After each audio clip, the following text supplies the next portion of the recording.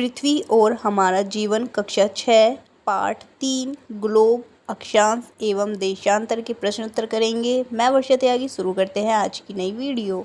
Globe किसे कहते हैं? इसका उत्तर है ग्लोब पृथ्वी का एक वास्तविक और लघु मॉडल या प्रतिरूप होता है। क्योंकि पृथ्वी गेंद की तरह गोल है, इसलिए ग्लोब के माध्यम से हम पूरी पृथ्वी का एक त्रिआयामी यानी कि 3D दृश्य आसानी से देख सकते हैं।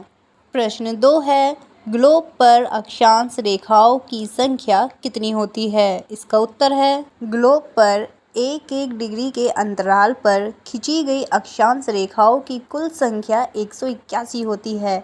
इसमें भूमध्य रेखा यानी कि 0 डिग्री और दोनों ध्रुवों उत्तरी और दक्षिणी को शामिल किया जाता है।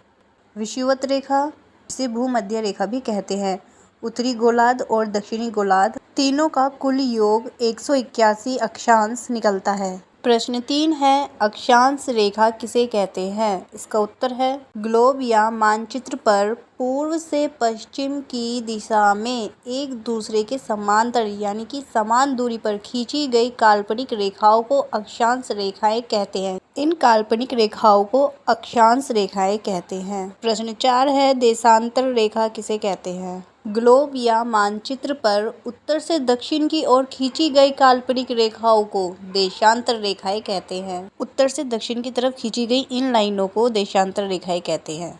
प्रश्न 5 है, यदि ग्रीनविच रेखा पर घड़ियों में शाम के 4 बज रहे हों तो क्या समय होगा? यानी कि भारत में क्या समय होगा? इसका आंसर है भारतीय मानक समय ग्रीनविच मानक समय से 5 घंटे 30 मिनट आगे है, इसलिए भारतीय घड़ियों में रात के 9:30 बज रहे होंगे।